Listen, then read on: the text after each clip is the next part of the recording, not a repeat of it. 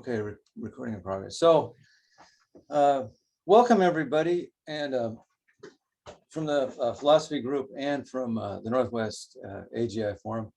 This is kind of like Judgments 101. We're going to look at judgments from the perspective of, I'm going to try to do, I'm not an expert, but I'm going to try to present the basic feel I get for it anyway from psychology. Excuse me. And Victor is going to talk about the philosophical kind of standpoint, from the basis, from the perspective of Kantian judgment. So we've got a fair amount of material, and I set it for 90 minutes, but I don't know, we might go to 2 hours. I don't know. You can leave early, and I won't deduct credit or anything. So so anyway, the first why study judgments?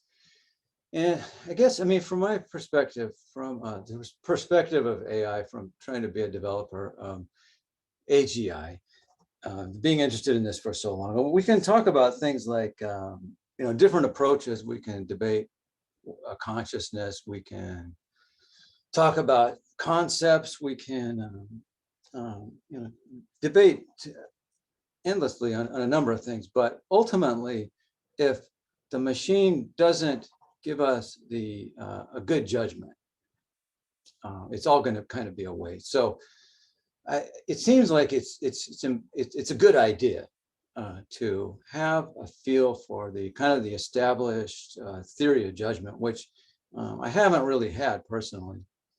Everybody's got an idea of what judgment is, but it's a little bit different if you try to delve in and try to look at the research and that sort of thing.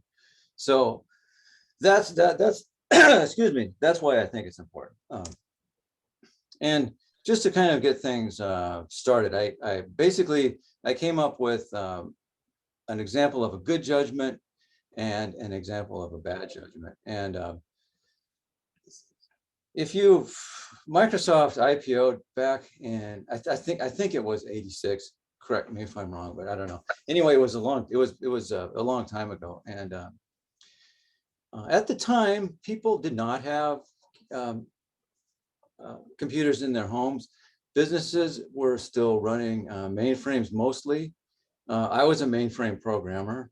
It was just kind of hard to envision the world changing to the way in which every household would have a computer, and businesses would shift to using client server and that kind of thing. But that was, if you invested in Microsoft in those days, and I know somebody, my colleague and friend at that time did, and personally I wasn't really that sold on it. It was hard for me to envision change that much, but she's smarter than me, and she invested, and she made a lot of money off of it.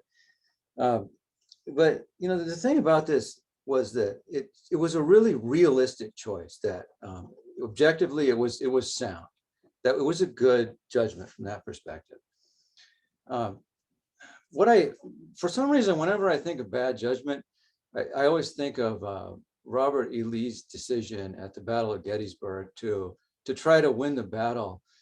And basically at this point in the war, it was, I'm not sure if it was a stalemate or that maybe the North may have had a little bit of an upper hand, but Robert E. Lee decided to invade Virginia, and the Union and the Confederacy met in Gettysburg, and for a couple of days it was kind of it was a pretty significant battle, but neither side had really gained the advantage. But the Union had a really firm defensive position at the top of this long, narrow slope. And Robert E. Lee decided to basically charge up a mile-long hill in the open, exposed to all kinds of fire, to try to basically win the battle. And if he had won, he could have marched on Washington, D.C., and basically that would probably have ended the war. But fortunately, I mean, I'm glad the United States won. This was a spectacular failure, and basically he lost the war, and he lost the battle and probably the war. he went against the advice of General Longstreet, who you can read this excerpt that I have here, just told him that just don't do it. It's, it's not realistic. And I think historians look back on this and say, it was not, at the time, you didn't just run up really fast to the top of the hill. You walked, and they walked like a mile, and all this fire. It was a bad decision, not realistic. Okay. So Kahneman is basically, it seems like he's the most prominent scholarly figure in the study of judgments, and he termed the mind as a measuring instrument. So you're making a judgment, you're kind of measuring, and a judgment is the domain of issues that reasonable people are not going to agree on. There's going to be dispute and debate. And I have kind of plotted out the way he maps it out, Kahneman judgments, that for a mere matter of fact, typically we're all going to agree. We should, at least, but sometimes people don't get matters of fact right, but we should agree. We expect bounded disagreement on a matter of judgment. And if the judgment is too strange or absurd or crazy, we all agree that it's strange, absurd, and crazy. But expect bounded disagreement. Now, in AI, I think this is the realm where it gets really interesting, because all AIs are not going to agree in the same way that all people are going to agree, because the world is so complex. And so when I think of somebody solving AI, they're claiming to have solved it, I wonder, well, maybe you've got your machine is judging in a certain way, but that doesn't mean that's the only way that it's going to judge. So anyway, moving along, Kahneman describes the process of a judgment as you kind of you look at some situation, you create this overall impression, you focus on some features and ignore others. If it's some kind of probability, maybe if you're going to win cards or something, you convert to a prediction. I mean, a numerical prediction. And then he describes this sensation you get at the end of the judgment, where I got it. We're going to go ahead, fire. This is what we're going to do.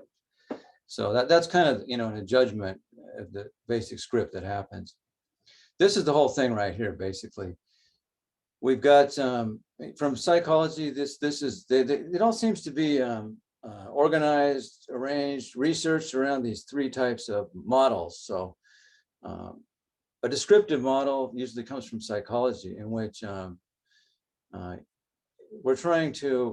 researchers are trying to determine how people actually make judgments in the wild, in real life. And usually that's not going to be ideal, but it won't be ideal. But so the descriptive model, the normative model, which is kind of the domain of philosophy, where you can sit back and think, well, what should we do ideally? And it's hard to get to the normative. How do we make judgments without bias?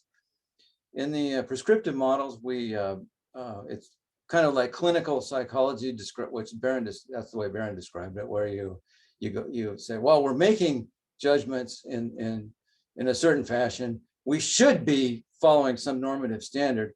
The prescriptive model tells you how to get from the errors to the better judgments. So if you don't remember anything else from this presentation, basically these are the three alignments, and they all kind of, you can see how they fit into machine learning, because right now there's been a lot of talk about bias, and what we've got for test data is descriptive. It's not usually ideal. If you went to college, they crammed this into you.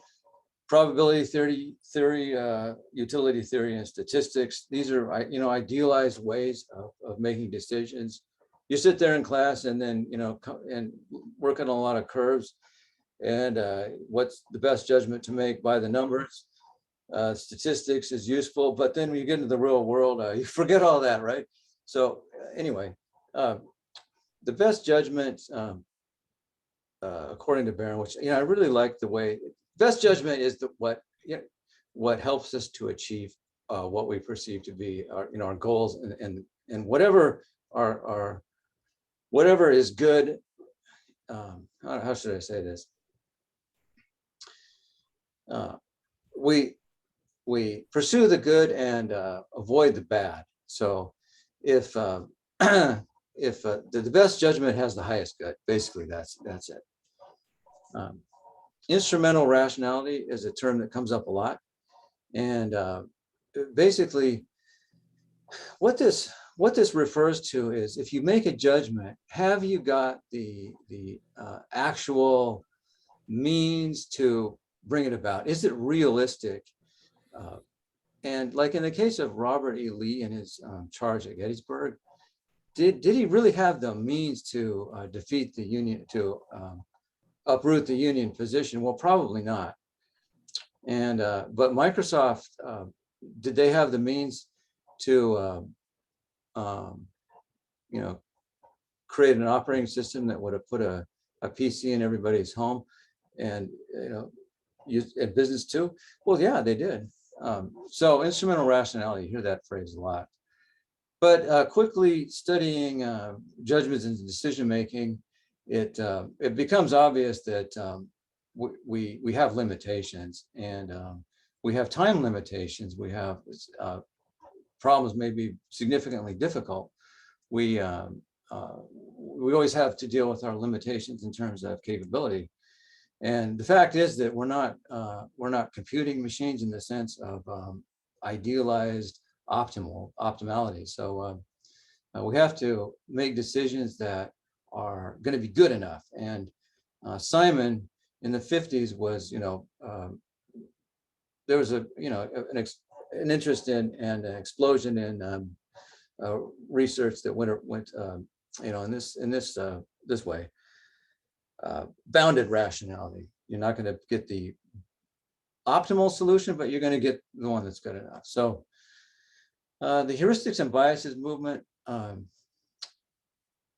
it started in 1974 by Kahneman and Tversky, and basically this kind of groups together heuristics and biases into kind of the same thing. Like what might work as a heuristic also contains a bias that's going to make it limiting in certain circumstances. So it doesn't work for everything. And it's not really algorithmic. It's kind of somewhere in between. Okay, you've got this perception, and then you just fire the heuristic. We hope it works, but it's not really deep thinking. You're just going to you've learned these heuristics, and we hope it works. We're not sure, but the upshot of this research movement was that irrefutable evidence that decision making in humans is prone to systematic errors, which is not really a surprise, but when they prove something, it makes it a little bit more believable. Anyway, some more information about heuristics that I gathered was it's tough to come up with a perfectly general heuristic. They're mostly domain specific. So you're faced with some situation, you have to deal with the capabilities that you've got at hand, and look at the structure of the immediate situation, and then boom, you've got your heuristic. There's it makes it fairly fast. So Simon called this 1 and 2 the twin blades of the scissors, or something to that effect. Anyway, heuristics usually not conscious. Here's a couple of examples. Like, I'll just do what everybody else is doing. I pick the best. And since heuristics are usually just fired off, it's you need feedback. Well, you need feedback in psychology on life, period, but heuristics in particular, because you're not sitting there thinking about, well, what should I do optimally? It's based on the situation. And in the literature, they talk about as if optimization models. So what as if means is, I think, and after I'm done, maybe somebody can correct me, but like if you're swinging a tennis racket, you're acting as if you've got all these procedures and differential equations, and that you've got this perfect understanding of physics, but actually you're just swinging a tennis racket. So it looks like you're doing all that, but it's not true. But anyway, and something that they mentioned about experts is that, which is really not a surprise, but experts can make a quick judgment with not much information. Like, so, you go to the doctor. Well, you've got some symptom, some problem. You do some research on the internet, and you're convinced you're going to die right away. You go to the doctor, and the doctor takes a couple of tests and just says, yeah, you're fine, get out of here, and go back to work. Just wear your seatbelt and don't smoke. And so it's really no surprise. After a while, heuristics get to be really fine-tuned, is the message there. So as part of the heuristics and biases movement, I like these three canonical heuristics, which shouldn't come as any surprise, but they're kind of they're heuristics and they're heuristics and biases, it works quickly, but it's not going to always work that great. And like what they classify as representativeness, which is, you judge the likelihood of something based upon the typicality of the usual. So if you go into suppose you go into a fancy restaurant, and are they going to expect a fat tip? Well, it's, that would be typical. So that my heuristic is, I'm probably going to leave a fat tip, if I've got the money. Availability, favor what is easiest to imagine. Well, that's not hard to think of examples of. I mean, the thing about these is that we use them all the time, but they're prone to error. But like availability, my car has been having a no start situation, and at first I thought it was a dead battery, just because, well, that's the easiest thing to recall. And if I tested the battery, and in fact it was low, so I changed to replace the battery, but then about a week later it wouldn't start again. So the thing is that it's the fuel pump, I think. But anyway, the thing is that it usually will work. It probably usually is the battery. Anchoring is another heuristic where, like, for example, you walk into a store, shoes are on sale for, shoes are regularly $30, but we'll give them to you for $25. So they try to anchor you with this first thought of $30. So whatever you think after that might be, it's going to persuade you or not persuade you and make your judgment. But again, the thing about these is that we use them all the time, but they're prone to error. And this would translate into AGI too, I'm sure. One thing that comes up a lot, when I kept reading this, is that people tend to, they've got some choice they're starting to favor. They make a lot about, they try to inflate the goodness or the benefits of the good aspects, and but the negative parts they tend to downplay. So, and this comes up repeatedly, and confirmation bias, most people have heard of. You've got a hypothesis. If you find some evidence that confirms your hypothesis, you concentrate on that. But suppose somebody introduces some evidence which refutes it, then you can say, well, don't worry about it. So there's a tendency to place a lot of emphasis on the positive, but downplay the negative. And this is kind of a rephrasing of the three heuristics and biases that Kahneman identified, which I already described. And but the upshot of this slide is that it's argued by Arquez in 1991 that all biases can be kind of rolled up under these three headings, which are the same kind of things. Like you work off your associations too readily. Car doesn't start, it's got to be the battery. You suppose there's in some kind of situation, you always look at the same I don't know, the same cue. This is a psychophysically based, but the context may change. So suppose if you always look for the same issue, it might not always work. And strategy based is kind of like the doctrinaire approach. If somebody always approaches every problem in the same way, well, fine, but it might not work.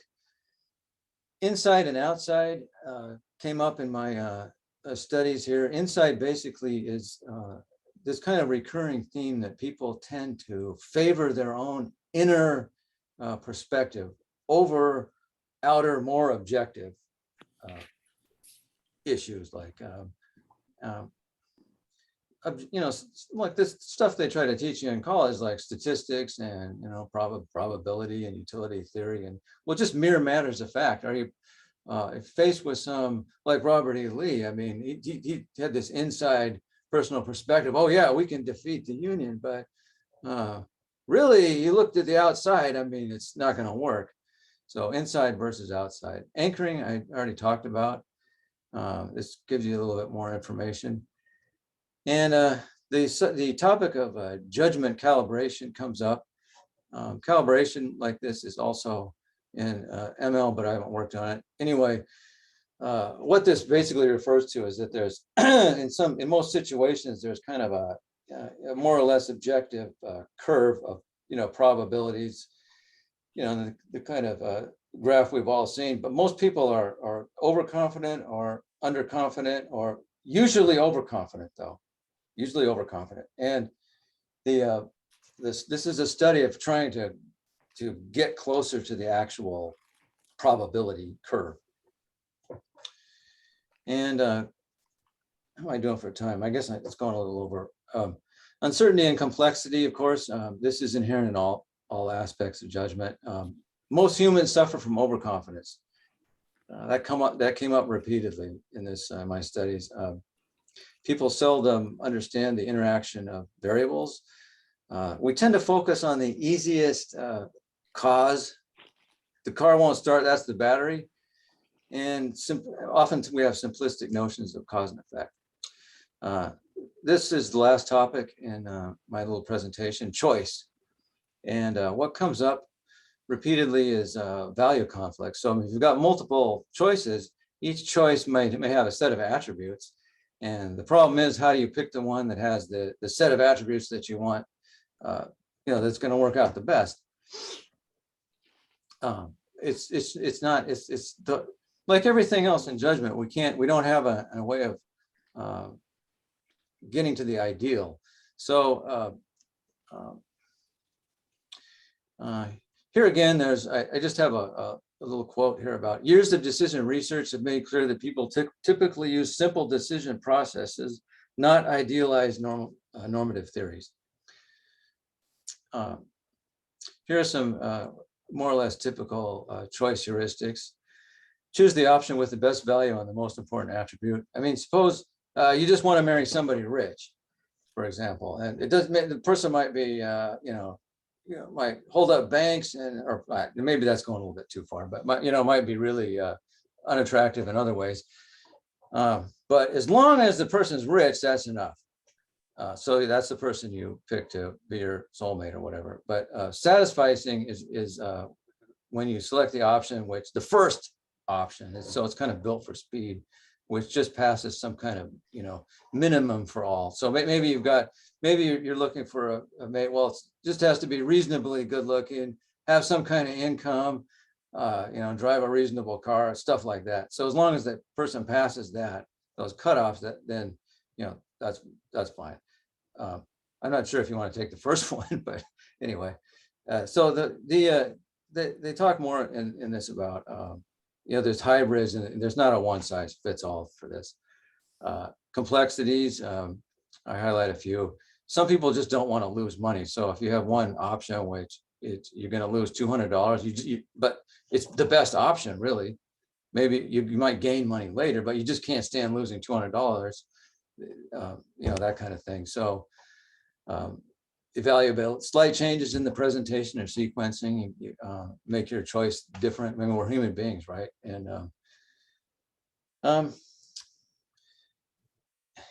suppose you've got some kind of situation with multiple possible choices, and you kind of decide on the one you want to accept. But again, this keeps coming up. You focus too much on the positives, and then but if you're gonna reject some option, then you might have an imbalanced focus on the negatives. This is like, I mean, has anybody ever had this happen?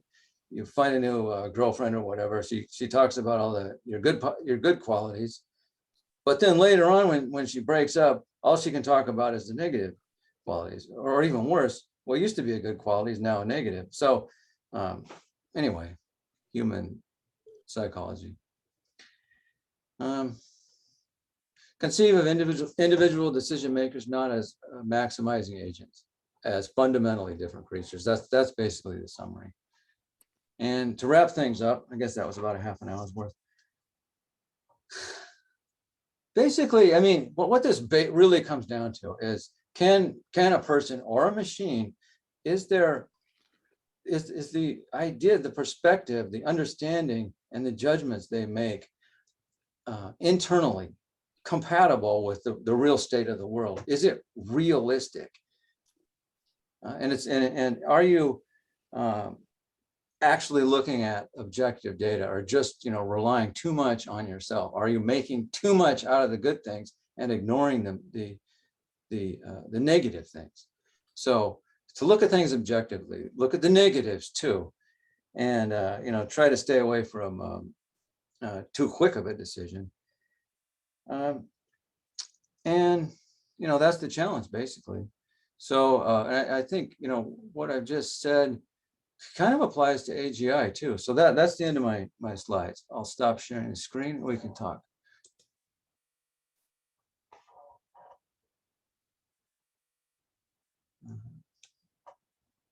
Okay.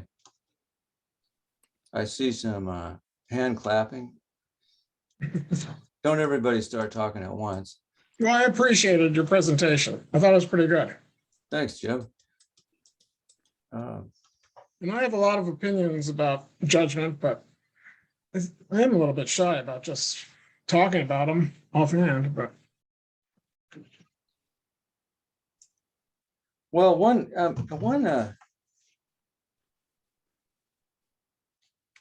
question I have in general is what constitutes the norm, and it seems like almost anything can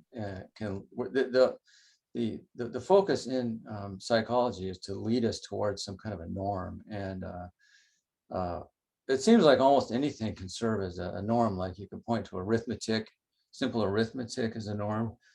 I mean, anything that's true and stable about reality almost. I don't know. Does anyone else have a comment? I'd like to stop talking, actually. Like, it's easier almost to determine what bad judgment is. I'm a data scientist, so I see bad people making bad judgments all the time, not on the data, but on how they feel, which,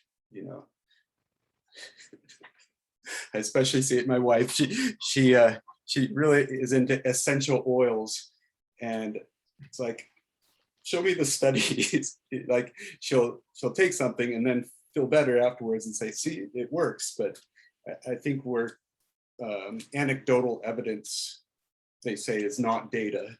Like, it could be placebo effect. It could be her getting better or bought by herself. So people make, I think, those type of bad judgments all the time based on anecdotal evidence. well, it's not necessarily a bad judgment if it makes her feel good. Yeah, true. Like placebo effect is a real effect, but to say that it works, besides the placebo effect, it's not, she doesn't know it could, but having a few samples does not prove that. Elizabeth, I see you got your hand up. Boo had you had your hand up for me, so you go ahead first. Thank you. So my mind snagged on a handful of things that I think are relevant if we're going to be talking about this, because it sounds like you're trying to get optimal decision making out of artificial general intelligence. But there was a number of things, like talking about non-biased judgment, I think is a bit of an oxymoron, because the whole idea of a judgment or any kind of decision making or selection making process is, a bias. So like one of the simplest control systems a lot of cyberneticists refer to is like an AC thermostat. Back in the day, they used to call the setting the bias. And all of human life is made up of biases, like we can't have it too hot or too cold. Even the air conditioning unit is an extension to expand our capacity to regulate certain variables that we're biased towards. So I just think it's impossible to be biased. And I don't know, there's a number of other things, but I guess you were asking about objectivity or the norm that things are striving towards. And this is different for each system. It has its own baseline, its own set of previous experiences that it bases its homeostasis or whatever variable it's controlling for in the future. So I just think objectivity or the norm is limiting it, because for example, you brought up like Robert E. Lee, like another example about money. Depending on your hierarchy of values, money might not be the most important thing you're controlling for, either for your family or for a certain location. You might turn down an investment. You might not want to go crazy worrying about investing the only $1,000 you had in some speculative company, even though it might be, hindsight's 2020. But like Robert E. Lee might have had values of masculinity and heroism. It might have been thinking, I'm going to be a martyr. It's either victory or death, and might not have been considering as the highest priority his actual chances of success in battle. He wanted to be seen as someone going down fighting. So it just depends on what variable and what hierarchy of values you're controlling for. And yeah, without going off on other things my mind was snagging on, those are some of the more prominent ones. So thanks for listening. Yeah, thanks. I mean, it's kind of troubled me for a while to decide whether or not bias is always negative. I've heard it argued by Ken that bias can sometimes be positive. I guess we tend to think of it as a negative limitation, though. Elizabeth, how's her hand? Oh yeah, thank you. Yeah, I was thinking in the examples you gave, Mike, at the beginning of an example of good judgment and bad judgment, and it reminds me of moral philosophy, where you get two identical people who leave the house. One kills a family of 4 in a vehicle, one just goes to the supermarket. And so one person ends up in prison for manslaughter, the other person just goes home with their groceries. But there's nothing inherently different about the intentions of those 2 people that day or their moral framework necessarily. And it reminds me of the good and bad judgment examples, because it could have just been complete flukes outside of their judgmental capacity that made those judgments good or bad, and they could actually be equally judgment competent, but it's just things in the world occurred, and we judge them very differently because of those things. Yeah, I mean, I think you're saying that, well, suppose Microsoft, the stock actually failed, then we'd think it was a bad judgment. Or suppose Lee had won it at Gettysburg, then we might think, well, he made a good judgment. But I think, hindsight, if you look at the situation at the time, that if you just take an objective look, the way the world was heading, Microsoft was really poised in a good position. That was a really good judgment to buy their stock. And I think that was true then, and it's true now. And can I just reply to that, Mike, before Greg? The only thing is, how do you know that person didn't buy the stock by rolling a dice? So they had a number of stock. She told me. Oh, I see. Yeah, Okay. she said, I remember this. She said, what? Because this is what everybody's eating PCs. Okay, I missed that bit. All right, thanks. Greg is next. I think literature bias is meant to be against some artificial exact judgment. There's a bullseye on the target, but the stuff we talked about, most of the stuff that's in the literature is on biases, and there's another factor that's in there called noise, which hasn't been talked about too much recently, but is in Kahneman's most recent book. It's called noise, and it's altogether sort of a different thing. If you use an algorithm or something, AGI or something, then you have dramatically less noise. Greg, you're kind of actually cutting in and out a little bit with some noise as it happens. But okay, anybody? A number of hands. I don't know who was first. Elizabeth, do you want to? Yeah, it's in order of looking at your screen. So it's Stephen next, and then Boo, and then Ken. So Stephen, you go ahead.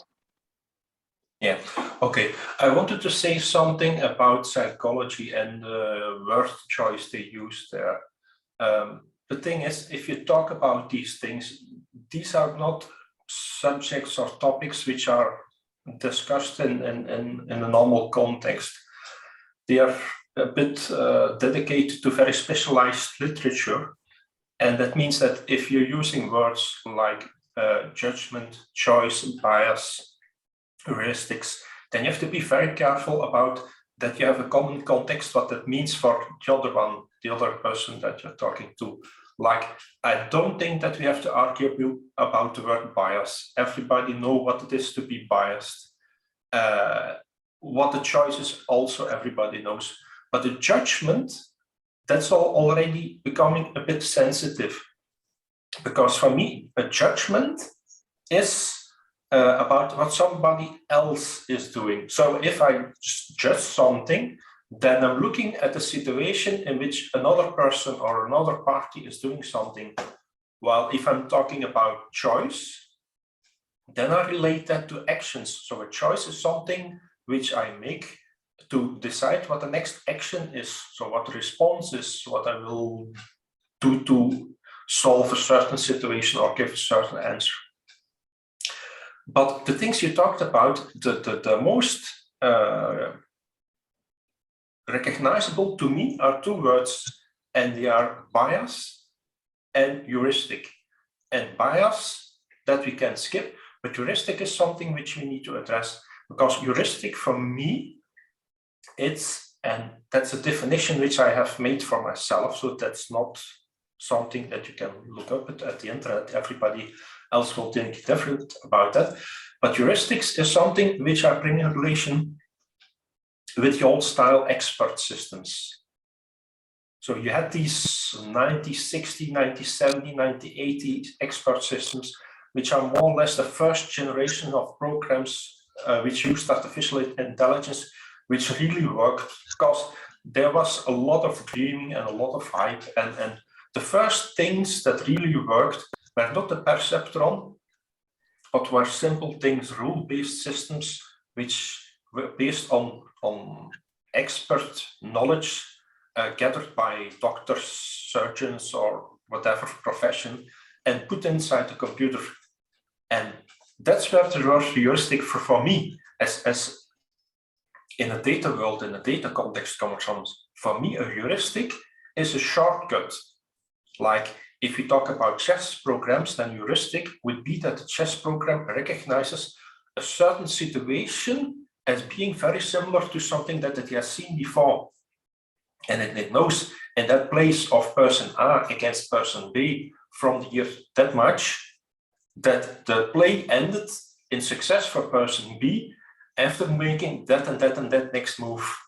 So what's a heuristic then? A heuristic is recognition of a certain situation, a certain problem, combined with the knowledge what needed to be done to resolve that situation or to change that situation into the advancement of one of both parties. And that's what the heuristic does. And I think that's also very close related to how humans do this. Humans have a totally different system. They don't use an expert system, they don't use rules, but they have these data structures which behave like heuristics, which is basically a certain generation situation that you've either read about or observed or that somebody learned you. So it's mostly learned by example, but you recognize a certain situation and you remember in that situation what you needed to do to resolve that. And that's closely related to how you then can make a choice, or how a system can make a choice, or how a computer can make a choice, how a human can make a choice. But also it's closely related to being biased. Stephen, sorry, do you mind if we move you along? Because there's quite a few more hands, and I know that Victor's doing a bit of a talk as well. 10 seconds to close it up. Sure.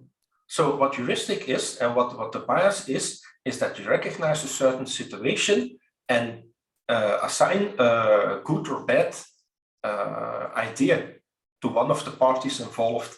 So heuristic is not only related to choice, to judgment, but also to bias. That was the end of what I wanted to address. Thanks, Stephen. So we've got Boo next. Actually, I think didn't Ken have his hand up? I think for a while.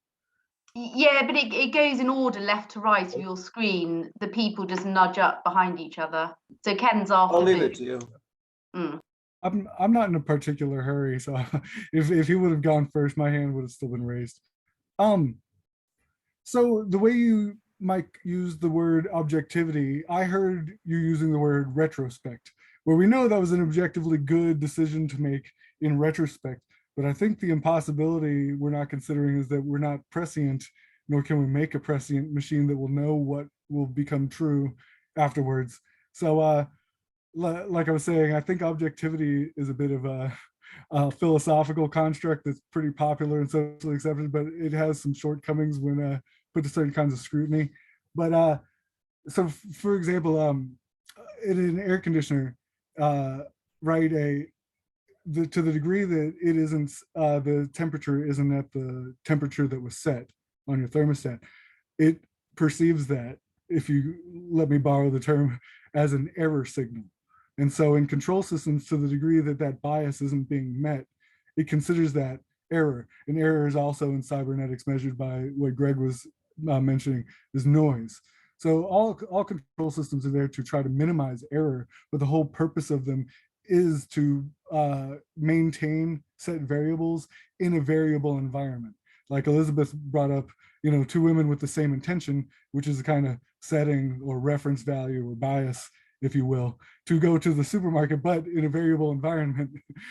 She couldn't avoid the error of killing the family of four, I think was her example. So what I hear in the background that you're striving for and the questions you're asking is for like an omniscient machine, perfect judgment that doesn't make errors, So I don't know, I just feel like that's an impossibility, but that maybe for artificial general intelligence, or maybe for optimum decision making and human judgment's sake, if there's something we can do about it.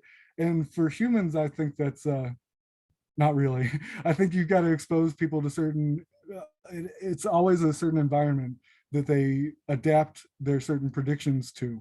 So, and in that, some people learn different styles of learning about learning. Learn helplessness is an example of this. Gregory Bateson talked a lot about this, the cyberneticist. But anyway, so I guess one of the problems with the idea of objectivity, and it's related to where you're trying to derive norms from, is that in cybernetics, they can't really separate information, the imperative or the descriptive aspects of it, because information is both of those at the same time to a control system. It's always information that's acted upon. So like for Pavlov's dog, the bell, which became heuristically associated with eating, when you hear the bell ring, it's an imperative saying get ready to eat, that it's associated with each other. So it's not just a description of a bell ringing. And so everything we perceive is always perceived in this value valence of how it's actionable, how we can control for it as a variable, like a very complex homeostat or thermostat, if you will. So that's where I don't think we can't really be unbiased. Our whole purpose is to deal with the errors of imperfect judgment, and I think we could do a lot of work towards artificial general intelligence being much more effective at predicting than humans can. But even then, it's going to be imperfect. There's still going to be complexities that it might eventually master the ways of the universe, but there's just going to be so many complexities that there's going to be emergent unpredictables popping Yeah, up. and I find myself often assuming AGI is supposed to be, some kind of perfection, but Omniscience, I think, is a fun fiction, but needs to be. I think people can drive themselves crazy with regret and overthinking and trying to maximize predictability out of life because they regret that they're not omniscient because they see so much in retrospect how they could have made better decisions. So I think it's a natural quest or idealization. So, anyways, thanks. who's next? Ken's next, and then Andy. Hi, I think I'm going to end up tying both Stephen and Hu's comments. I like on one side, the focus of judgment is utility or an action, and but it's the judgment is based on an underlying facts or perceptions, and I think that's the key, is that we don't all have the same understanding of facts. Lance's wife has a different view of crystals than Lance does.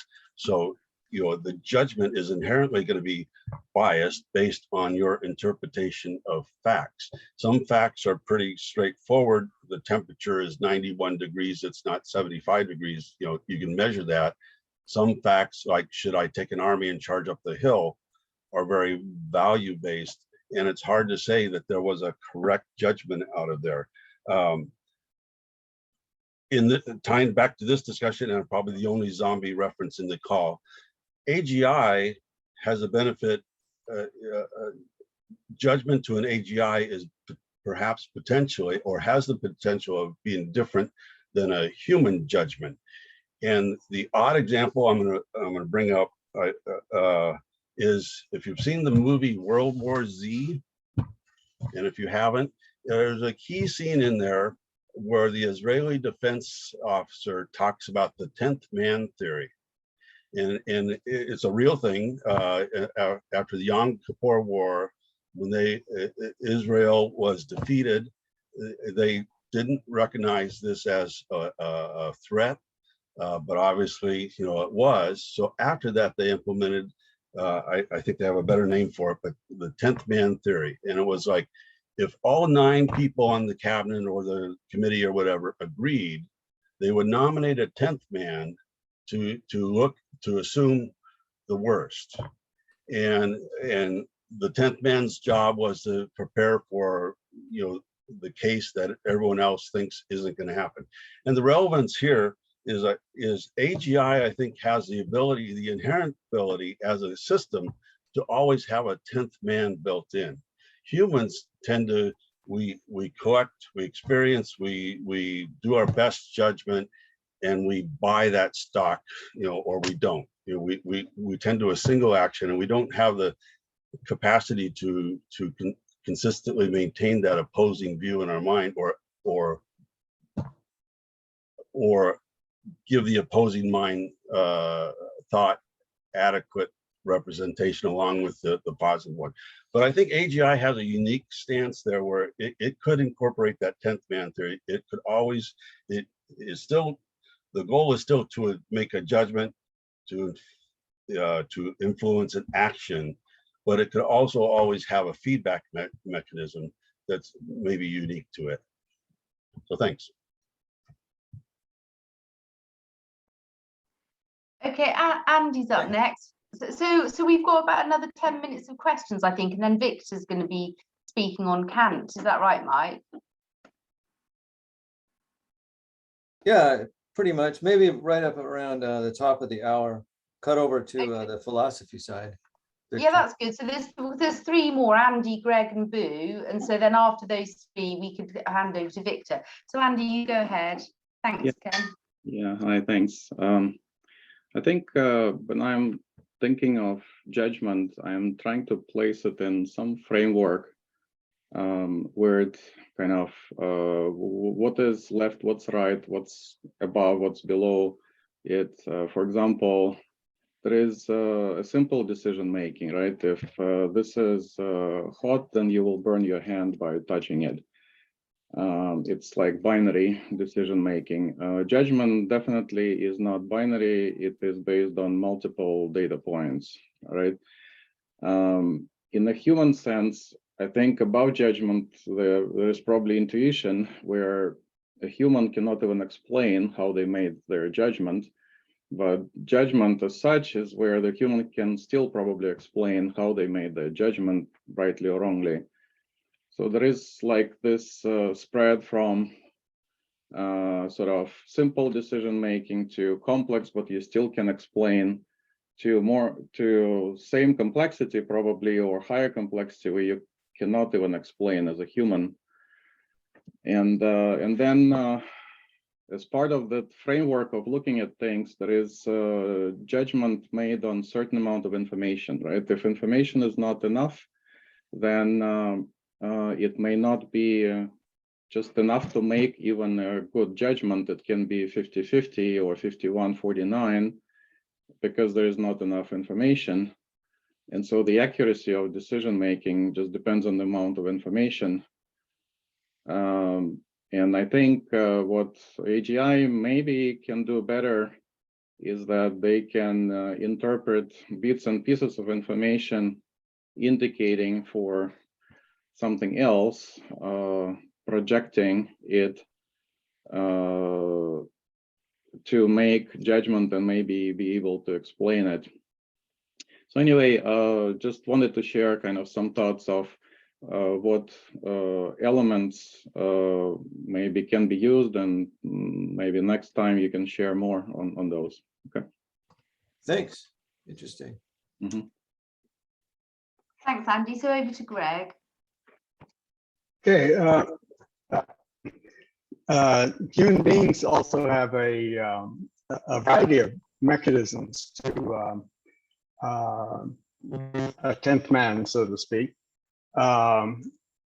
If you look at anthropologists have looked at human history and human decision making over eons of time, and there's people that use schizophrenics and outliers and various sundry ways we have of working at different levels of judging things and bringing things to consciousness, different perspectives. Like you know, we're starting to bring in LGBTQ and so on into the workforce and so on. All these different ways of being bring different perspectives and allow us to look at different aspects of the same problem. That's mostly what I'm on. Look at what you cut out for a second. I missed the last. Look at a problem from different perspectives. That's all. Can I just add to Greg's point? I like the point. I meant to make it to that in the sense that the human community represents these different points of views, and that AGI is better reflected as a community than trying to model AGI as an individual's judgment. So with a community, you do get the 10th man, you do get that opposing views built into a judgment. But if we try to model AGI as an individual judgment, then some of that gets lost. So thanks, Greg. Thank you. So you've got Boo and then Lance and then Victor. I'm doing on count. So Boo, you go ahead. Yeah, so I appreciate what you said, Ken, about the 10th man. It reminds me of Daniel Kahneman talking about slow thinking. You know, my thinking on that is I don't think that would work for artificial general intelligence either, for the sake that I do agree that if it's not to be some kind of totalitarian, inhumane thing, that it has to have more than one central value system to go from. But yeah, anyways, that's a side tangent. So one of the problems is that it is expensive metabolically to exercise self-reflection, especially in the act of doing some activities. So like they have the saying, like the caterpillar that was asked, what feet do you step with first, and all of a sudden couldn't take a step anymore. You know, that there's something to be said about the efficiency of habituating new heuristics for dealing with life and not having to think about them rationally as long as they're good enough. You know, so it's like you don't want to intervene with your factory floor if things are running smooth enough. You don't want to constantly be doing an audit on them, because you have to shut down partially to do that. And I think especially with the immense amount of information processing that artificial general intelligence would be capable of doing, I actually think it would paralyze some of its utility, constantly second guessing itself. So I think it would be subject to some kind of balance similar to humans, where it only when there's a prominent enough error signal to the settings it's set to maintain is it going to say, okay, I need to start fishing around. Otherwise, I think you're talking about possibly a neurotic artificial intelligence.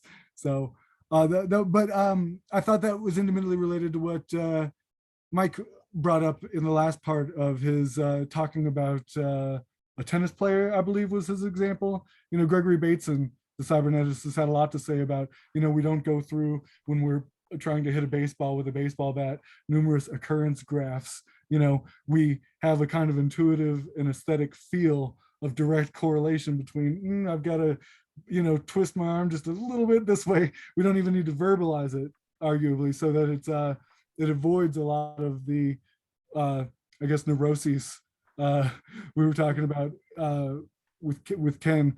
So there's a certain amount of lack of self-consciousness that's required. Thanks, Boo. Yeah. Sorry, if you don't mind, I'm going to move on to Lance briefly, and then Victor can talk to us about Kant. So Yeah. Lance, you go ahead. I just have a couple points. One is like judging, I think how we judge judgments in general. People look at the outcomes, which I don't think you can do at all, because every judgment, there's a probability distribution of the outcome. So, you know, if I spend all my money and go to the casino and bet on one number on the roulette table, I could win, but that's still a very horrible judgment that I did. Or businessmen could make tons of money in the stock market, but that could be all luck, and you could be making bad bets. So you have to look at the, like in Bayesian statistics, you have to look at the posterior distribution that you've created, and you have to map your judgment base. So if I walk across the street in front of a bus, my posterior distribution says that most likely I'm going to die. But if I still do that, that's a bad judgment, because I'm not adhering to that distribution. And the way we update that distribution based on like Bayesian statistics, that I think also affects how good the judgment is. If you're weighting up way too much on a few samples, then that could also lead to bad judgment. That's it. Thanks, Lance. So Victor, over to you to talk about Kantian judgment. Yeah, okay, can you hear me? Yeah, do you need to Okay. share your screen, Victor? Yeah, yeah, Okay. if you could. I'll set it so you can do it. All right. Okay, you should be able to. So I can share my screen now. Okay. I apologize for the background noise. Hopefully it's not too bad. I'm in a public space here. Actually, before I got started, I wanted to ask Ken, because he mentioned this 10th man idea, which I had not heard of. I was just curious if you could just spell that out again for me, just because it may be relevant to my discussion. Go ahead, Ken. Well, I'm freely admitting I learned about it in a zombie movie, World War Z. Yeah. But I did look it up, and it's an actual policy of the Israeli Defense. I guess Right. I think Israeli Defense Force. Right. And the gist of it is that if their entire committee, or let's just say committee, if the entire committee agrees that this event is, this is the direction, this is the way things will go, they nominate one person to be the contrarian, the devil's advocate, and then prepare for that outcome. And okay, so the role of the 10th man is to always take a devil's advocate point of view, roughly. Okay. Yeah. Okay. Well, thanks. The reason I asked that is let's see, I need to minimize the screen here a bit. Is because in a way that's what philosophers are always doing. They're always the 10th man. They're always at each other's throats and criticizing the other party. There's rarely a consensus in philosophy. It's disputatious from the start. It's been that way forever. Anyway, so yeah, I'm going to be talking about, I think it was stated that I'd be talking about Kant's distinctions. Actually, I'm going to be talking about Kant stuff, but also something that was long before Kant. I'm going to talk about the classifications of, some people call them judgments, but actually I think it's more correct to think of them as claims, propositions, declarative sentences, in how philosophers, especially since Kant, but even before Kant, would classify them. And what's interesting here is, maybe this is intrinsically interesting to people, I'm not sure how much it is, but where it becomes relevant to some of the things that we were talking about earlier was the ultimate lack of consensus there is about some of these distinctions I'm going to be making. And that's where it gets interesting and controversial. So first, I'm going to talk about 3 distinctions that are made by philosophers in what these distinctions are ways of classifying, as I said, declarative sentences, propositions, or you could say judgments, although it can go well beyond what we normally think of as. I think it was a judgment as a decision, and a proposition or a sentence, a declarative sentence, can be a decision, but can also be, as was mentioned earlier, a description of the way you think you perceive the world to be. So the distinctions that Kant is famous for, I'm not going to be talking much about Kant per se, but he does bring these up. Do you need to share your screen, Victor? Sure. Let me see if I can find the button for that. Let's see, where is it? Actually, I can't even see the button for that. Mike, can you remotely share my screen for me by any chance? Or wait a minute, or because I'm missing the. Which is it? The file that you posted on? Yeah, it's a file that I posted. It says starts classifying claims and philosophical distinctions is the title. Or if you have it. Hang on. You know, try it now. Okay. For some reason, it didn't. It reverted to not being able to share screen. Can you see it now? Let's see. No, not really. But if you have the file, or if you could do it, I don't really need to share my screen if you can do it while I'm talking. Okay. Do you have the file? I'll get it in just a second. Yeah, it's called. I could keep talking while you're doing that. Okay. Yeah, the first the distinctions are between the analytic and synthetic, a priori versus a posteriori. Those are Kant's distinctions. And there's an older one that goes back to the Middle Ages called the different distinction between necessary and contingent. The older one, let me start with the Kantian ones, analytic versus synthetic. This is really a distinction about language, about sentences and how how you would classify them in terms of their language. And I'll give some examples and then draw out what we're getting at here. A statement that is analytic is one that's true by definition. That is, the predicate that the examples would be like all Texans are North Americans, all dogs are animals, triangles have 3 sides. The predicate there, North Americans, is contained in the concept of being a Texan, or the predicate animal is contained in the concept of a dog. In other words, when you make these kinds of statements, you're either defining something, and they're true by definition, but you're not really giving new information. You're not adding to the concept of dog to say that it's an animal because it's already implied in what it means to be a dog. These kind of sentences are generally have the feel or the tone of a definition. They don't really inform you about much unless you don't know what a Texan is, or you don't know what a dog is, or a triangle. Synthetic statements are statements whose truth, the truth of the analytic statements is there by definition. A synthetic statement is one that whose truth you have to consult with experience to know whether or not it's true or not. Examples of this would be, and I'm taking these, by the way, from a YouTube presentation, which is in the write-up that if you guys want to hear it in greater detail. So these are not my inventions, but they're easy to make up.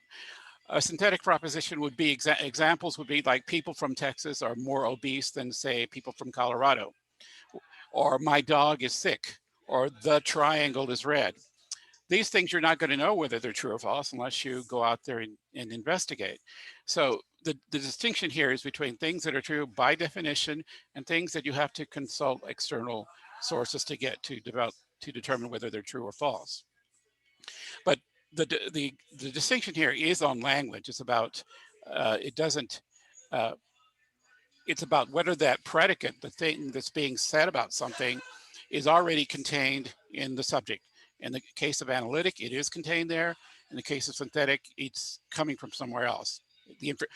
Synthetic statements are ampliative in the sense that if they're true or false, or whichever they are, they're expanding your knowledge base, your information about the world. You're learning something from them that you don't get from an analytic statement.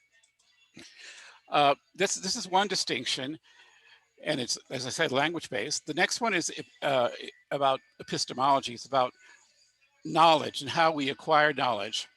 And this goes beyond language. It's making statements about the nature of information and knowledge. And this distinction is the a priori versus a posteriori distinction. An a priori, examples of a priori statements, and some of these will sound familiar because the triangle has 3 sides. All bachelors are single. If Bob is taller than Jane and Jane is taller than Sue, then Bob is taller than Sue. These a priori statements are ones that we know without needing experience. That's what the a priori versus a posteriori is. How would you go about showing whether the statement is true or false? Do you need to consult the experience, or do you not? A priori statements, you don't. Now, it's kind of confusing because it seems like a priori and analytic are overlapping each other, and they are, and that's one of the interesting things about this, but not always, and that's where it gets interesting. A posteriori examples would be the triangle is blue, bachelors are unhappy, Bob is 6 feet tall. To know whether those are true or not, you have to go out and measure something or check something out. But the distinction here, a priori versus a priori, is about knowledge and how you would acquire the knowledge about the truth or falsity of a statement. In the case of a priori, you don't need to consult the world.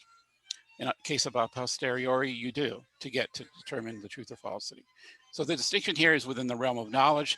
The earlier one, the analytic, was just about this, the structure of the sentence, of the language.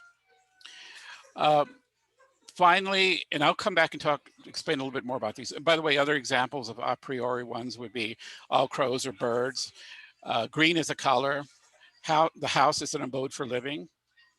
2 + 2 is equal to 4. More a posteriori examples are all crows are black, grass is green, a house undermined will fail, or 2 quarts of liquid added to 2 quarts of liquid equals 4 quarts of liquid. Now, what's interesting here is that this sounds very much like 2 + 2 = 4, but it's not. Because in the real world, this may not be true. 2 quarts of liquid added to 2 quarts of some other liquid might not add up to 4. And examples are 2 quarts of water to 2 quarts of alcohol actually comes out to be less, like 3.8 quarts of something, because of a chemical reaction between them. And so 2 + 2 = 4 is not an empirical fact, at least under those who adhere to this distinction would disagree with that it's an empirical fact. But the pure mathematical concept of 2 + 2 = 4 is, and so is a priori. But whether 2 quarts of one liquid added to 2 quarts of another liquid is 4 is a matter to check out. An empirical investigation has to be made there. And I'm sorry, the noise is getting really loud here. Hopefully you guys are hearing me okay.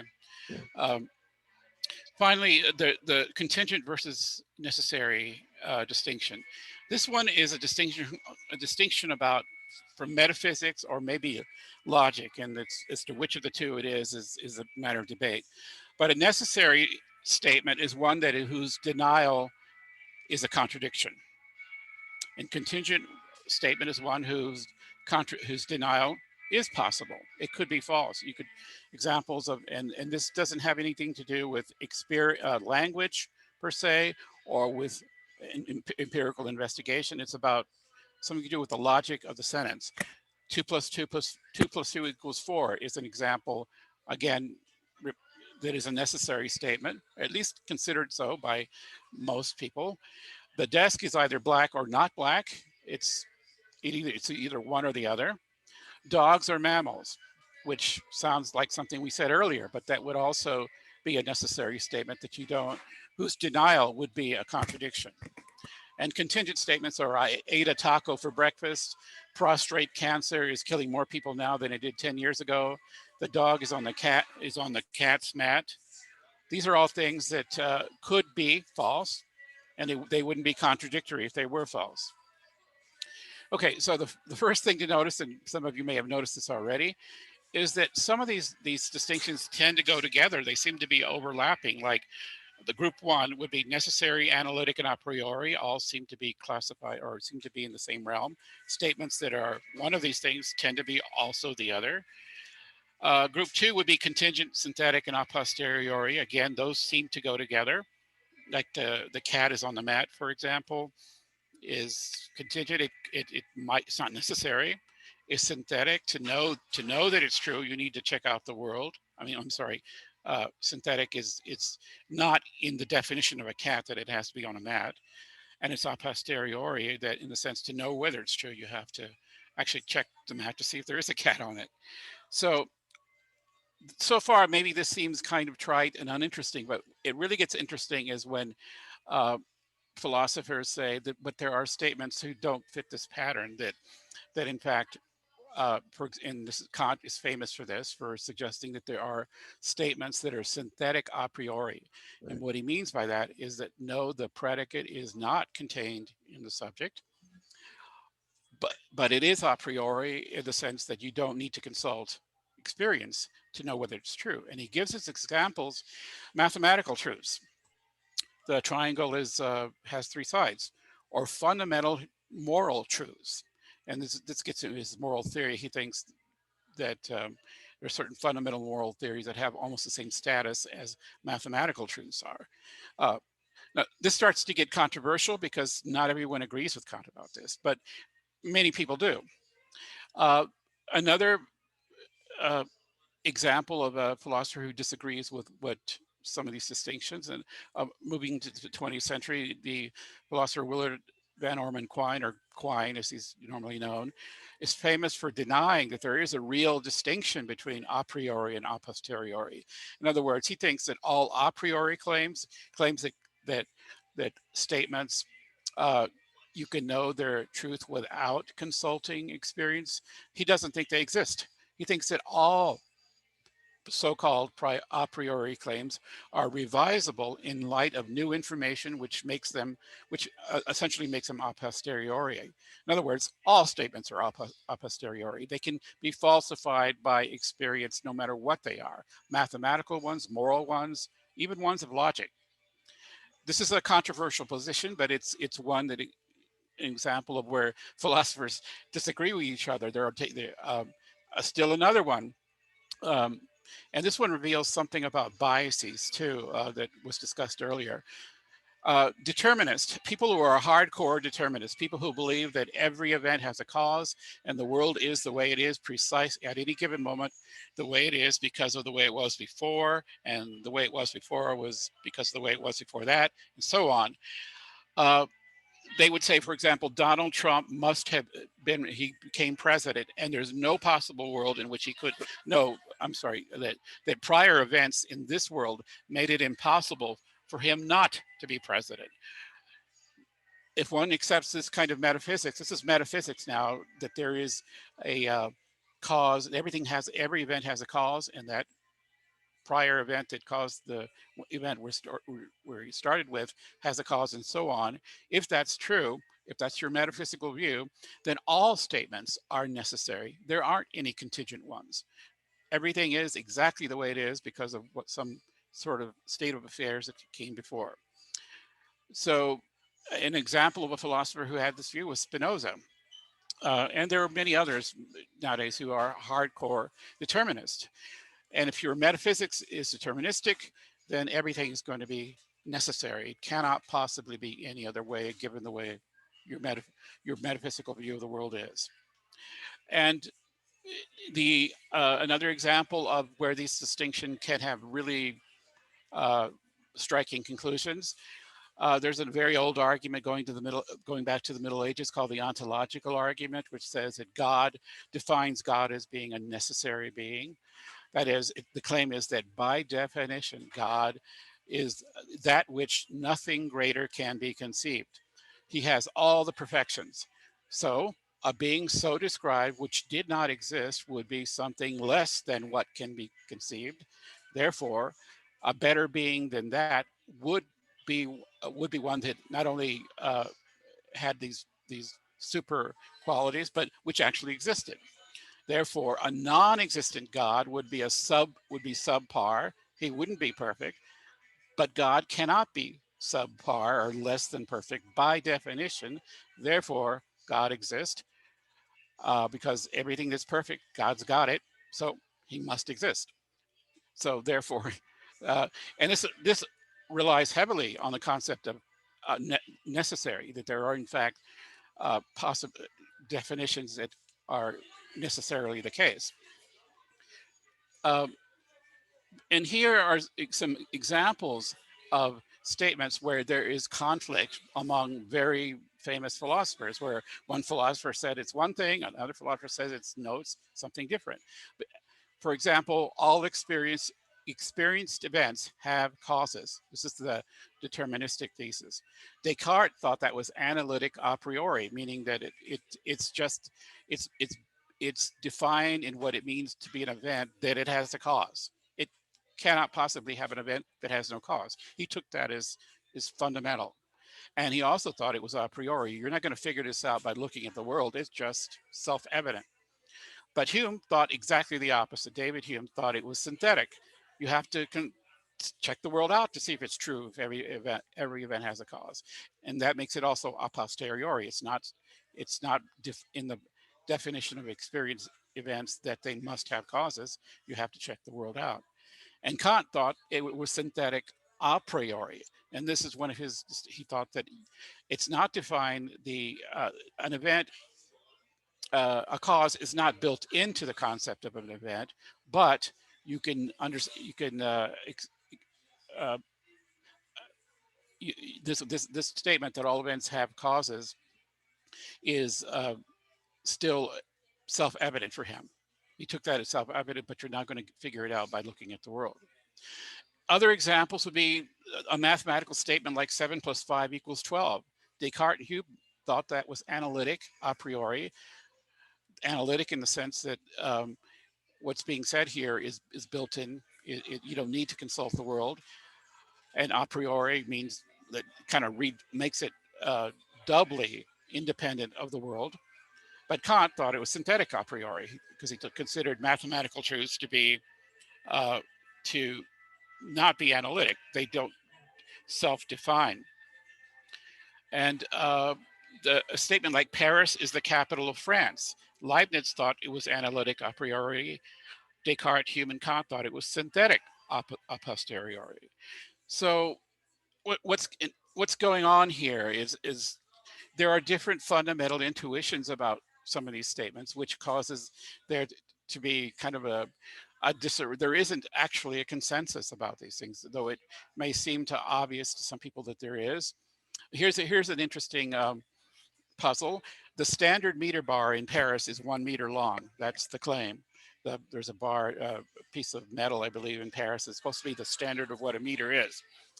Well, is that meter bar 1 meter long? One theory is that it's a priori and contingent, which sounds a little contradictory. It's a priori because it seems to define what a meter is. You don't have to go measure the meter bar. It is the standard of measure. But at the same time, it seems contingent in the sense that there is a possible world in which the claim is false. And to be contingent means that it's possible that it's false.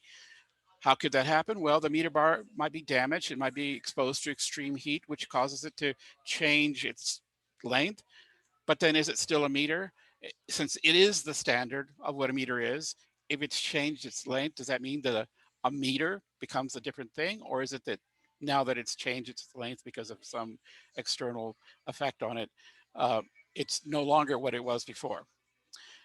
So these water is H2O, isn't it? Saul Kripke, a very relatively recent philosopher, thinks this statement, water is H2O, is necessary and a posteriori.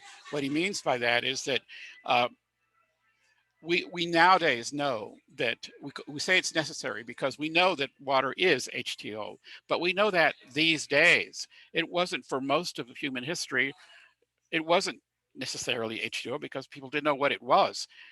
So it's a posteriori in the sense that it was discovered at a specific point in human history that it was H2O. So its truth did depend upon some kind of looking at the world experience.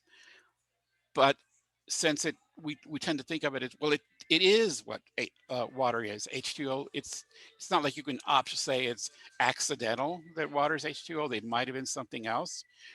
So what all this is suggesting is that that earlier thought that this group 1 type of attributes, necessary, analytic, and a priori always go together, and the other 3 go together too, contingent, synthetic, a posteriori.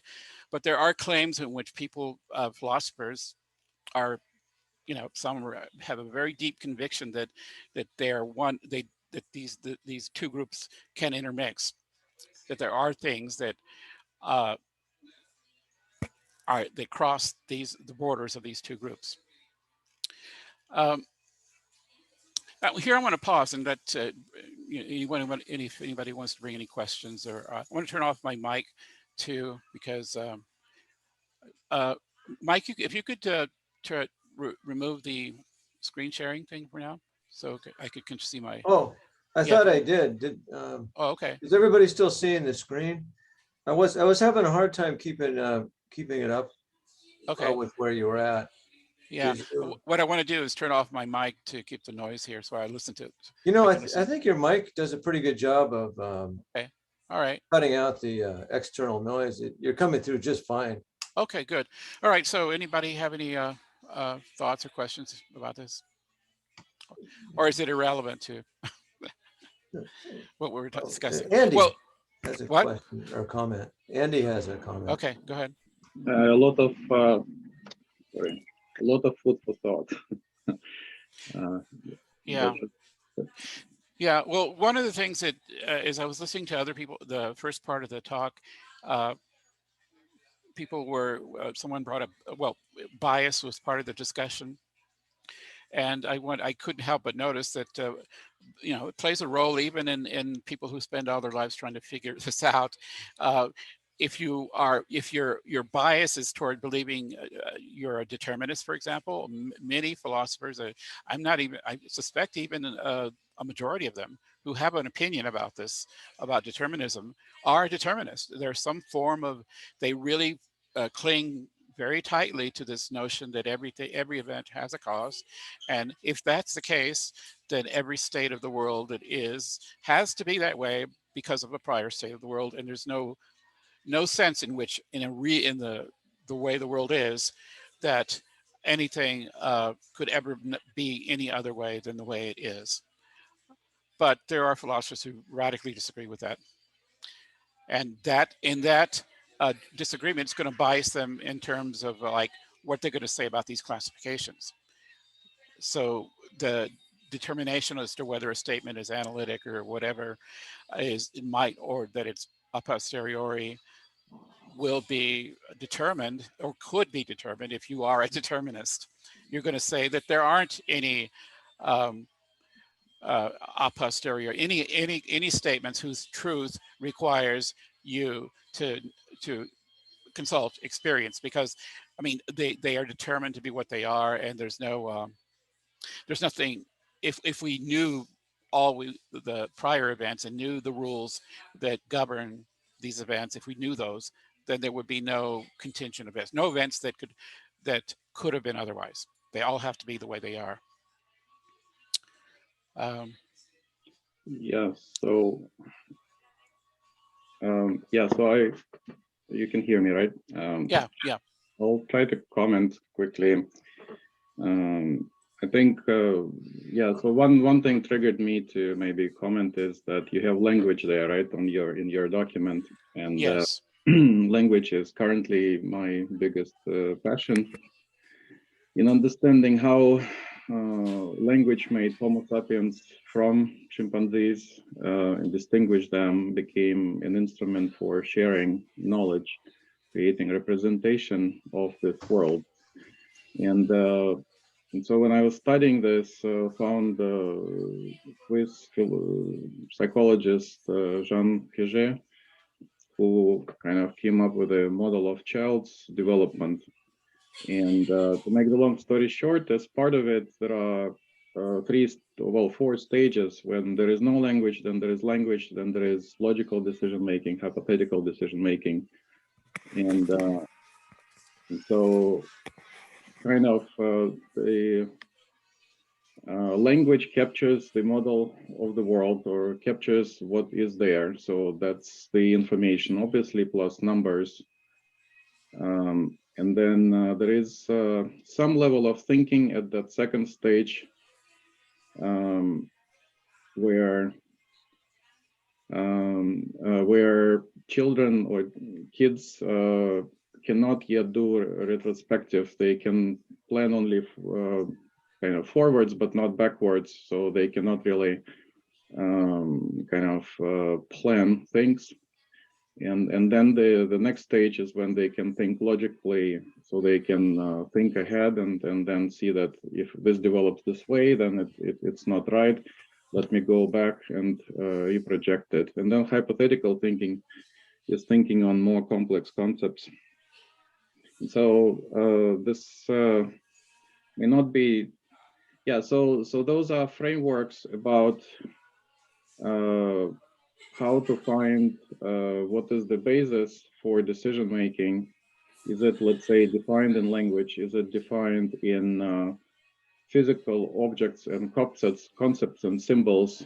Or is it what we're basing on is defined as hypothetical concepts, which is used in science? And so language objects, symbols, and then hypothetical or abstract objects becomes basically the basis on what we are making our judgment or decision making, and accordingly the decision making is based on that. And so those are just frameworks which I'm curious how they may overlap with the frameworks, right, you were talking about. So just food for thought for me. Thank you.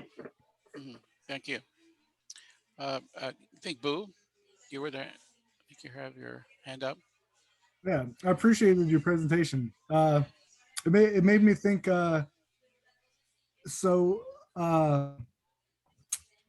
The Pythagorean Theorem came out a few centuries before the Euclidean geometry did. I believe I got the order correct. I might have to switch that around. But the one was tautologically implied in the other, that it was an a priori truth based on one, but it still took a few centuries to extrapolate. And so it's making me think that that it needs to be emphasized that math and logic are disciplines that require work to equate, 2 plus 2 and to know what those stand for, and that those equal 4, and that without being exposed to a dog to know that's what a dog is, if you were to just see those symbols and not know what they represented, you can't exercise this discipline. So it's just interesting that it's to tease out what's true without needing to see what's already true. And even that's something that just because we can do that doesn't mean there isn't always going to be work we can do that we can get richer information out of. For example, like Euclidean geometry. And yeah, so it also, I like that you mentioned that some people think that there might be new information that comes out that may change what's been considered a priori truth. And like the best analogy I've heard is like, a guy's in a plane and finds that it's on fire. So everyone's got to jump off the plane, but that's okay. He's got a parachute, but the parachute won't open, So after he jumps, it's okay. There's a hay bale, but there's a pitchfork in the hay bale. So as long as the story keeps going, there's another bit of information that throws a monkey wrench into the validity of whether it was a good outcome or a bad outcome. And I just think that that's extrapolated to so the one I know I talk a lot. The one last thing is I was thinking earlier about objectivity towards Mike about the book I was thinking in my mind was George Lakoff's Metaphors We Live By. And he talks a lot about the myth of objectivity and subjectivity. But what I thought was interesting was in talking about determinism, I think you're right to call it a metaphysical concept, but a lot of people take for granted that a cause itself is also a metaphysical concept. And George Lakoff does a lot of work to show that we have made a metaphor out of human intention as a cause in objects as like an arbitrary delineation of where something started. But even cause, when really picked apart, like what caused an airplane to crash? Was it the lack of fuel? Was it the pilot's lack of sleep? Was it policies? Was it the congestion at the airport? There's other examples. I think, for a match to light, it wasn't just that you struck it. Oxygen was available, all these other things. So even causality is a pretty diffuse concept, but just yeah. So a lot of determinists they make the distinction between the attitude of fatalism and determinism because they include their own intentions as part of the chain of causality. So even though it might be determined, we're ignorant of what the future might hold. So it doesn't necessarily mean resignation and that we can't change something in a meaningful sense. So thanks. I think Ken has his hand up. Thanks, Boo. But before I go to Ken, I wanted to respond a little bit to what Boo said here. I think when I mentioned earlier, Kwine is an example of someone who simply denies the distinction between a priori and a posteriori, meaning he says there is no such thing as a priori, everything is a posteriori, meaning that any statement could be modified in light of new information, even things of mathematics, logic itself. There aren't like a sacred realm of statements that we just are self-evident. Nothing is self-evident. It's a controversial position, but it's one that's been very influential. In examples of this, I mean, take something as basic as the law of non-contradiction, one of the basic laws that a statement cannot be both true and not true at the same time. Yeah, Dodell. I was going to bring that. Yeah. Yeah, I mean, is that, well, there is that supposed to be a priori? It was supposed to be self-evident, or do we need to go out and actually do some science and ask people in the world, in the real world, whether they believe that statement really is obvious? And it turns out there are logicians. Graham Priest is an example of one of the world's leading experts on comparative logics. He's familiar with all the Western Aristotelian modern symbolic logic, as well as non-Western Buddhist. There's 7 or 8 different Buddhistic logical systems. And he says not all of them accept that as a rule. And they're perfectly functional ways of structuring the world, which suggests that empirically, if you look at the different possible logics out there, and it is not the case that that law principle, the law of non-contradiction, is universally held. And it's not the case that if you don't hold it, that your whole understanding of the world falls apart. There are other ways of structuring the world that are perfectly functional, that don't imply that law. For example, the possibility that there's actually 4 logical possibilities. A statement could be true, it could be false, it could be neither true or false, or it could be both true and false. Western Aristotelian logic tends to deny that 4th one, but not all systems of logic do. So, I mean, that was, which if you undercut the basic rules of logic and mathematics as being like a priori, then everything else kind of, you get to his conclusion that everything is a posteriori. Everything could and very likely will change as with experience. It seems like it's impossible to design an AGI just using requiring a posteriori, because you need some kind of a priori. Otherwise, yeah, the priors. Right. Well, you can certainly lay down some rules that are tentative, that are going to work for for however long you want them to work for. But the thought that this is going to be the end of the game, that this will be there won't be development here or change. That's what Kwine would say is a false hope. I don't agree with that. I like a priori to some extent. Otherwise, okay. You're just constantly lost. Yeah, well, there are a lot of philosophers who would agree with you. This is what I mean. There's no consensus in the philosophical world about even these most basic things. Anyway, Ken, I believe, was next. Okay, I'll try to be short. Actually, I think Victor's talk and Mike's talk just dovetailed great, because Victor's discussion with the different language, epistemology, metaphysics, and the counter views, and even as you summarize, philosophers disagree themselves. I would put those, not to overgeneralize, but into a worldview.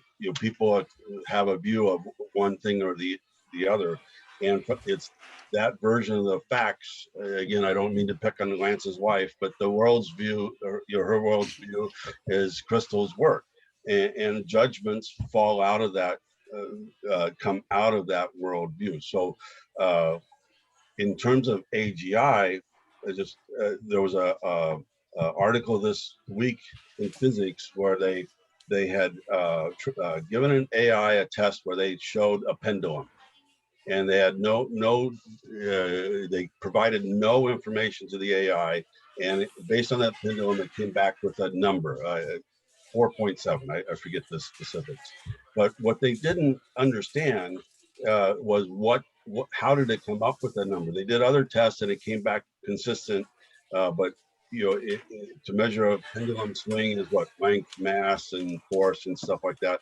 And they did successively more complex images, again with no background information of it. Just show the image and let the AI try and figure out what it is. The interesting point, I think, for this discussion is that the AI came up with a worldview to come up with that number. And what's very interesting to me is that humans aren't necessarily privy to understanding what the worldview is that that AI came up with. And that's come up in other scenarios too, in language. Some of the Google AIs, have communications, they talk to each other, and humans can't understand it. So I just find that very fascinating, that the worldview is the driver. I think it drives judgment, and that in AI, and despite Mike wanting a priori, I don't think we can give a worldview to an AI and have it actually do what we want, what we're expecting AI, the promise of AI to do. Mhm. Thanks. Okay. Yeah, thanks, Ken. Stefan? Stefan, yeah. I wanted to say something about true and false. If we talk about all these things, and I don't want to go into depth because there have been attempts, and I talk as a programmer, to learn computers to reason. It started with Boolean logic and then expanded into spatial logic, like if A is greater than B and B is greater than C. In arithmetic cosmology, like if you talk about determinism, then you're going into cosmological models. If you're starting to talk about God, then it becomes very sensitive. But all these things, you can write a program that kind of works with this kind of logic.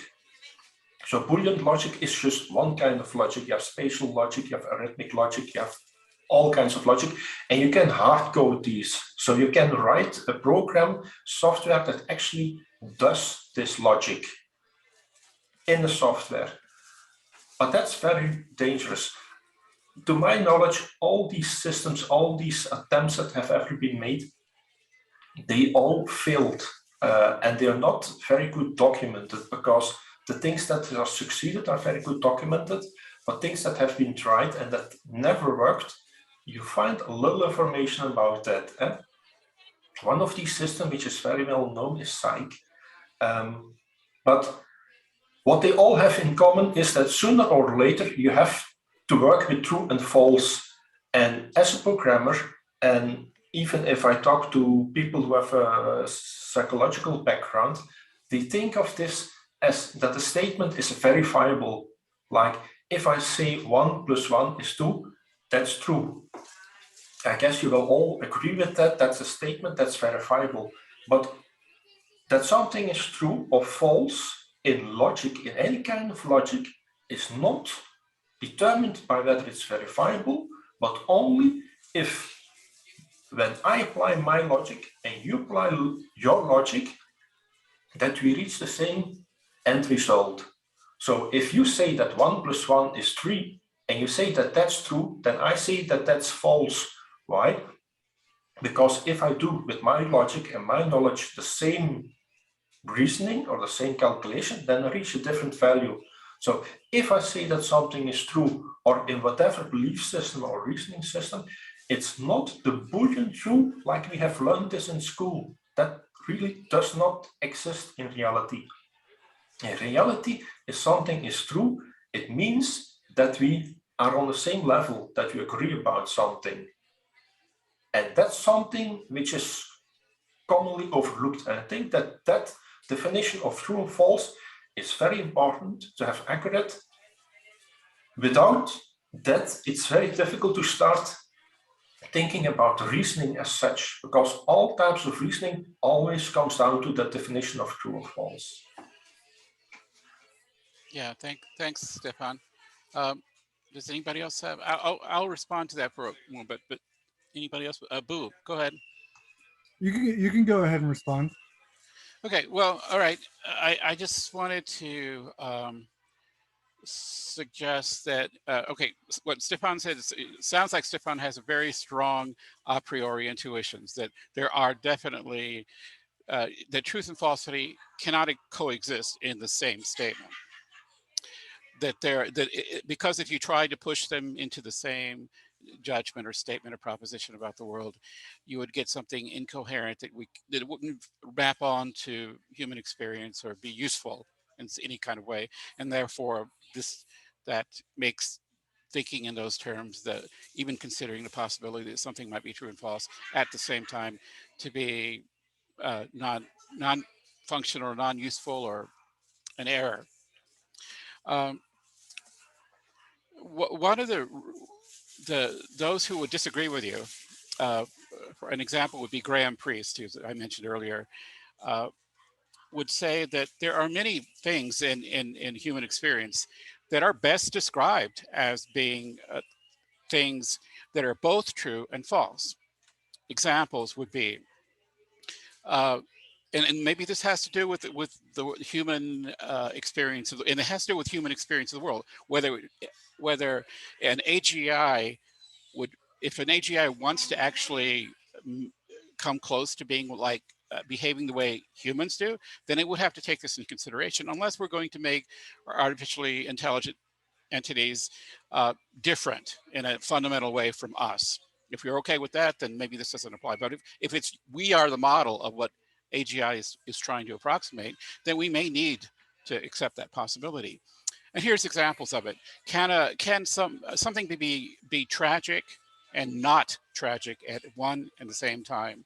Or something be sweet and not sweet at one and the same time? And you ask people, and many people would say yes. Think of the tragicomic, think of the bittersweet. There are many experiences, whether you love-hate relationships, for example. Do you love them or do you hate them? Or do you both at the same time? If you start looking at many real human experiences, you'll find that the possibility that something could be, a statement and its contradiction can both be, at least in human psychology, be held at once. It's not crazy. We don't totally unrecognized. I mean, it's not totally strange that someone might say that a particular flavor is bittersweet, or that an event is comic and tragic at one and the same time. Anyway, that was just a thought. Boo, do you want to go ahead? Yeah, so it made me think of the example, and it's right along the lines you were bringing up, Victor, was Norbert Wiener, who coined the term cybernetics in his book, Control and Communication in Man and Machine. They use the example of the Cretan paradox, who says that all Cretans are liars. And if his statement is true, as a Cretan, his statement is not true. And so they make in that book a distinction between human classic logic and computer logic, which treats all information as imperative. So in human logic, it's a contradiction because we're holding it in a timeless state. Whereas in computer logic, where it's subject to input over time, that statement doesn't have to be contradictory. The simple program they lay out is one used mechanically in old mechanical bell ringers, which is if true, or if one, then zero. If zero, then one. If the hammer is touching the bell, then repel it. And if the hammer isn't touching the bell, then release it. And you get the ringing bell mechanical apparatus, basically from a mechanical program, a function that says if true, then make false. If false, then make true. So when you add the element of time, like one other example, just for different orders of logic, is a statement like, I know that I know nothing. Really, the first I know, the part of me that knows that I know nothing, is actually happening on a higher level of logic. It's a meta level of knowledge, so that everything it knows about, it knows to be false. But that statement that it knows at a higher level of logic is true. And it's perfectly compatible when you take in hierarchies of knowledge that or qualities of information or levels of logic, if you will. I think Bertrand Russell talked about this a lot in different logical types, but that you can have a category that includes both true and false of a certain subset of propositions. And arguably we get to higher levels of categorization and logic because we have to come up with an umbrella term for contradictory cases. So yeah, thanks, Boo. Actually, one of the motivations for the logicians who call themselves dialetheists, that's the technical name for someone who denies the law of non-contradiction, they actually don't think that it's a fundamental law of fundamental in the sense that you can certainly adopt it and work with it and structure the world using it, but is it does it have a privileged status over some alternative understanding of the world? And they would deny that. There's nothing about contradictory about denying the law of non-contradiction. But one of the motivations that they do this is to offer solutions to classic paradoxes like the liar's paradox or the Zeno's time arrow. If you're open-minded enough to accept the possibility that some statement might be both true and false, then you don't have a problem with those paradoxes. That's a way out of them. And whereas traditional logic has many paradoxes which can be solved by dropping that strict distinction between those two things, between something being by admitting the possibility that a statement might be true and false, equally so at one and the same time. Anyway, Ken, go ahead. I'm just going to follow up with a quick question to Boo, to Mike, and whomever. Should AGI, can AGI or should AGI be able to understand these contradictory logic statements? Personally, I think you have to start with something kind of tractable. I mean, at this stage of the game, to design a system that it's both true and false, it just gets too hard. I mean, if you're going to sit there and try to really write code down the road, because we talked about like expert systems earlier that were hard coded pretty much. But down the road, is that a goal for AGI to be able to understand a contradictory statement like that, or should that not be allowed? Should we treat it more of a logic machine than a simulation of the human thinking? Well, I think ultimately, I mean, probably. But to me right now, the challenge is to have some kind of a priori that the machine can build on that's tractable. But, that's just my opinion. Yeah, I think you can implement that. I see that also as a software problem. Those conflicting ideas are not really conflicting. They are just ideas held by different parties or held in relation with different goals. Like, it's commonly known that suppose you were God, you were omnipotent, and you could do whatever you wanted. You would quickly find out that whatever choice you made, you always lose something by making a choice. If you can go left or right, if you go left at that point, you have lost the opportunity to go right. And that's also that conflict that you have.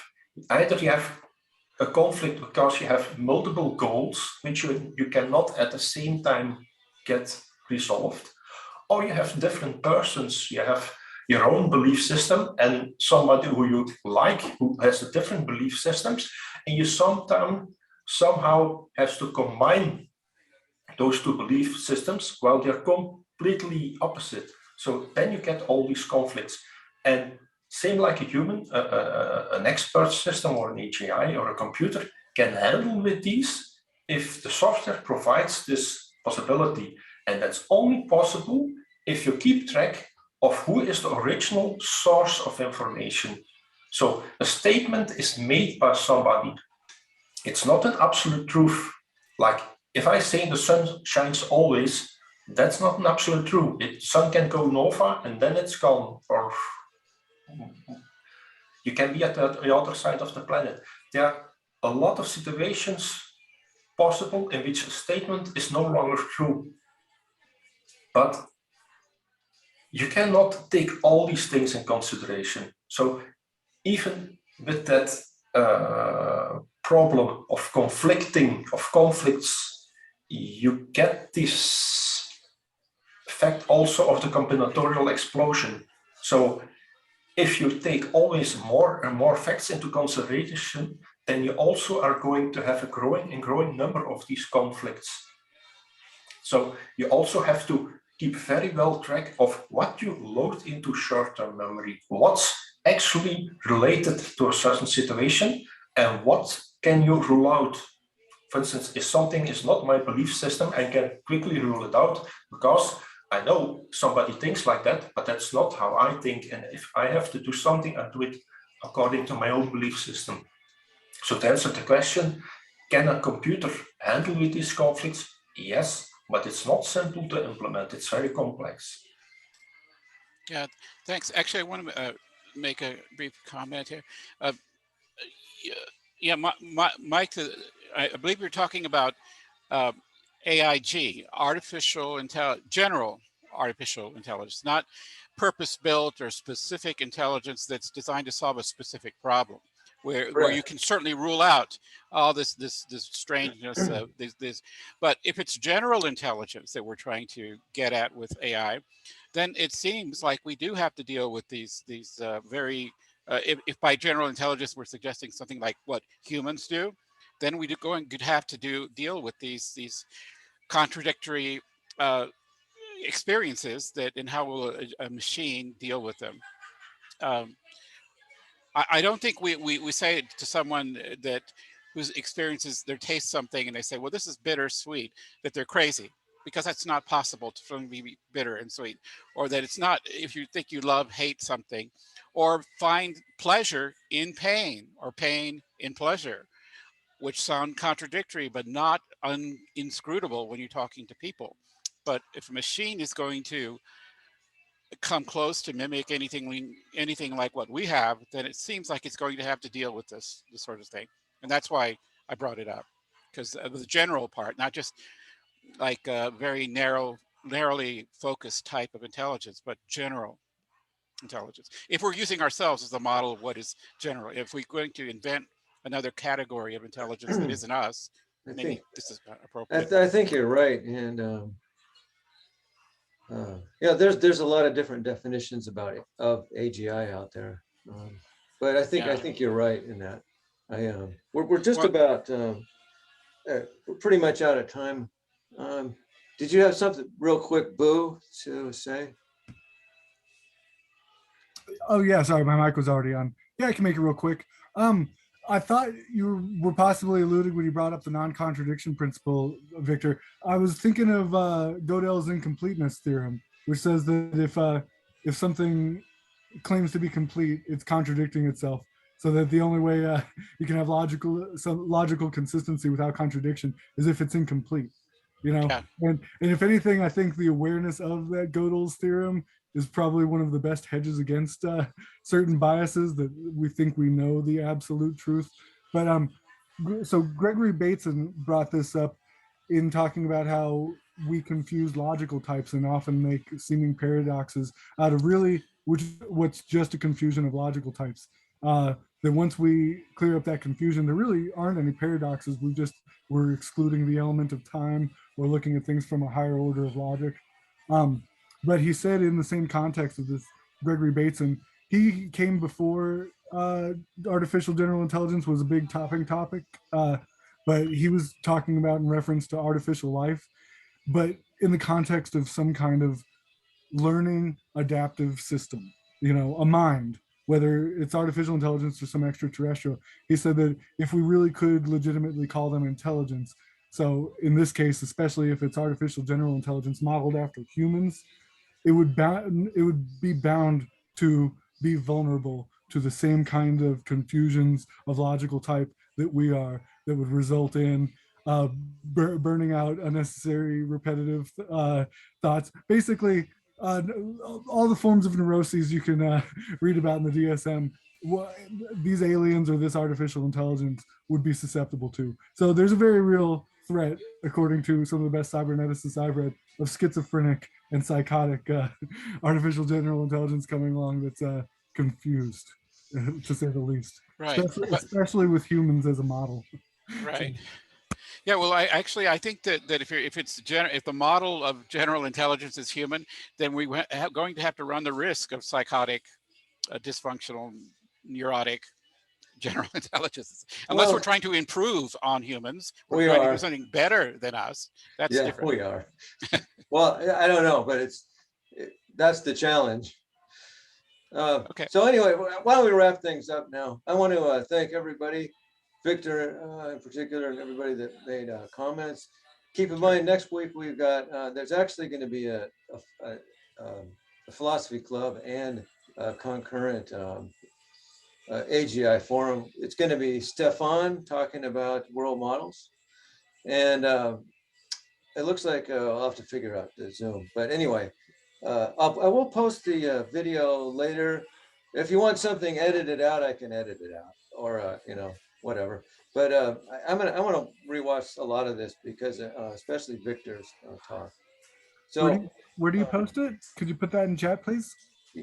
yeah, I'll put the link in chat. Appreciate you. Okay, good afternoon, good day, good night, All right. and adios, arrivederci, and stuff. Thank you, guys. Okay, bye. Bye.